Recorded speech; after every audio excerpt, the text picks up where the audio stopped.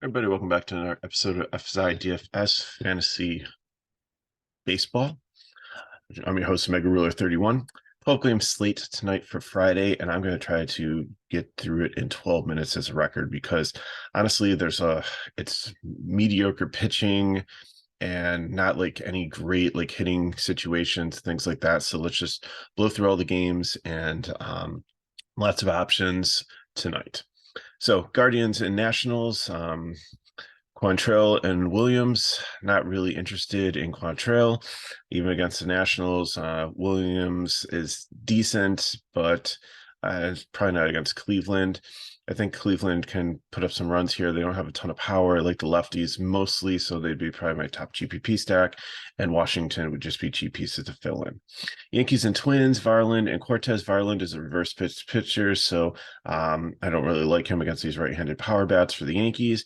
Cortez on the other side, I think with the Minnesota lineup being a little bit banged up, there are some strikeouts there. So I know they put up a lot of runs last night, but I think Cortez is probably the top pitcher on the slate. Won't go super deep, maybe 5 or 6, but I think he gets enough done in the time he's out there. Bat-wise, Minnesota would just be a leverage stack, and the Yankee righty power hitters, I think, against this Verland would probably be definitely in play. Like some lefties too, like Cordero's been hitting really well and pretty hot if he makes the lineup also. Tampa Bay and the Blue Jays. Tampa Bay just on fire starting off the season, like 13-0 here. Go to Toronto. Barrios has just been broken. Doesn't look good. Didn't look good in spring training. Rasmussen on the other side, he's had a good start to the season, but he's played lesser teams, so this will definitely be a challenge for him here with this Blue Jay team that doesn't like strike out a ton. It doesn't walk a ton. So but I think still he's in play with the pitching situation that we have tonight. I know 10K is pretty steep for him, but it might be what you need to pay for quality tonight. Bat-wise, Toronto would be the top leverage stack because the Rasmussen, I think, is going to be popular just with the namesake and what he's done so far this season. And Tampa Bay is my top stack against Barrios, who something's wrong there, and I think they continue to hit, and this is even a park upgrade for them. Angels and Red Sox, Sandoval and Hulk. Sandoval is just like a low-K guy. Red Sox will probably throw out mostly a left-wing lineup against him. So just with all the injuries and stuff that they have, and it's not that good. So I think he's definitely in play here at 8.5K. Hulk on the other side, I think is probably one of my favorite cheap pitchers. I know that these Red Sox or that the Angels can definitely hit, but we have seen them go cold at times also.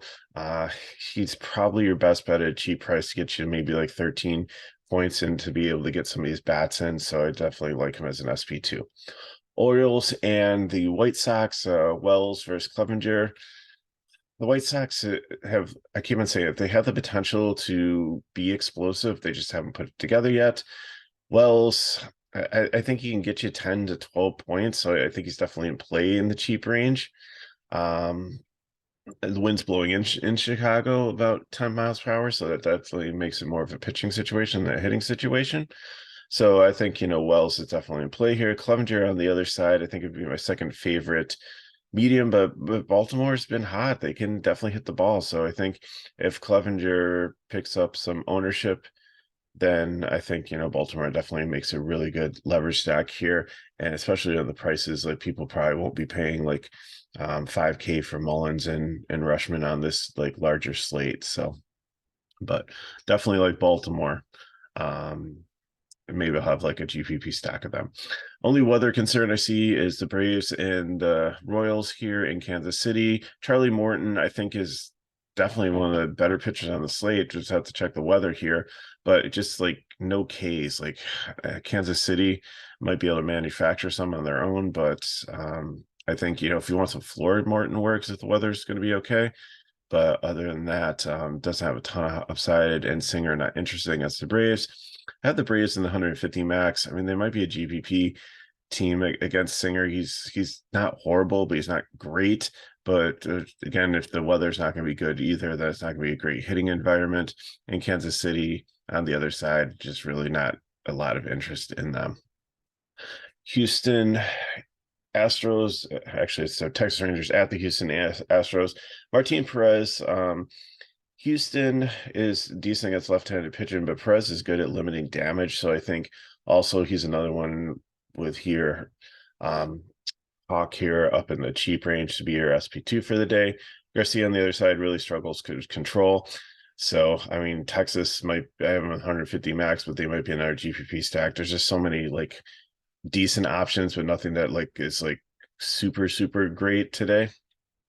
And Houston on the other side, again, would probably be a GPP stack against Perez, but nothing really standing out there.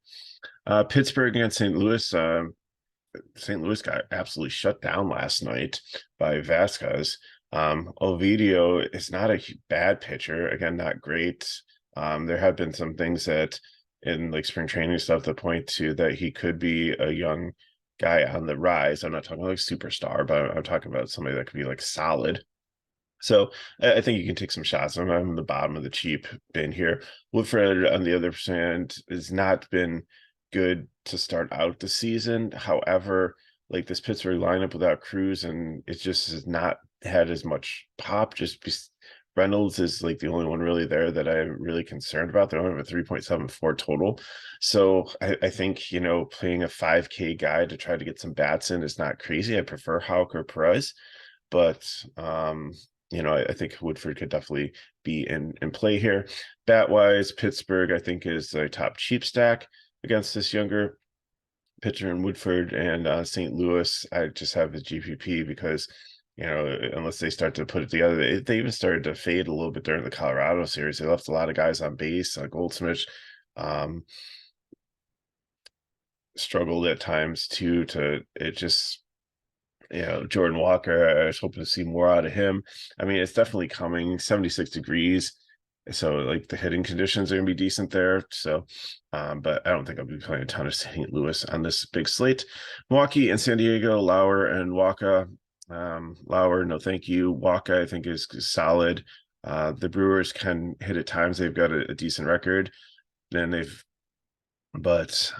think Waka, just in the context of the slate, could definitely probably be someone that could get you like 15 to 18 points, and at 8-1, that's a decent price for him.